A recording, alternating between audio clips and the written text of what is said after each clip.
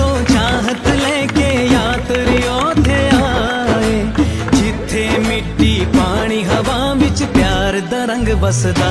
पवित्र नगरी नानक दी ए धरती सोनी मां वर्गी। एक बाबा काफ़ी टाइम तो सोच रहे सी आने का, बट मौका नहीं कभी मिले। चलो अज मौका मिल गया आने का, सो बहुत वधिया एक्सपीरियंस रहा। एक बाबा अकाल रूप,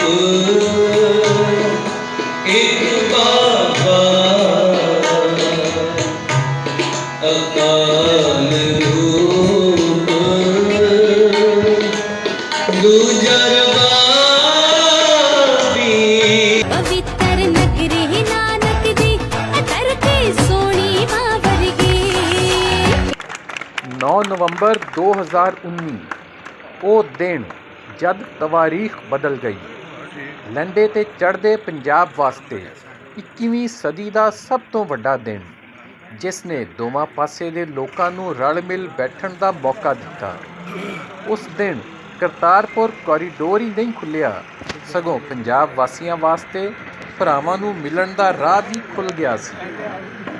ਇਸ ਕੋਰੀਡੋਰ ਦੇ ਖੁੱਲ੍ਹਣ ਦੇ ਤੀਜੀ ਸਾਲਗਿਰਾ ਦੀ ਖੁਸ਼ੀ ਵਿੱਚ ਕੇਕ ਕੱਟਿਆ ਗਿਆ।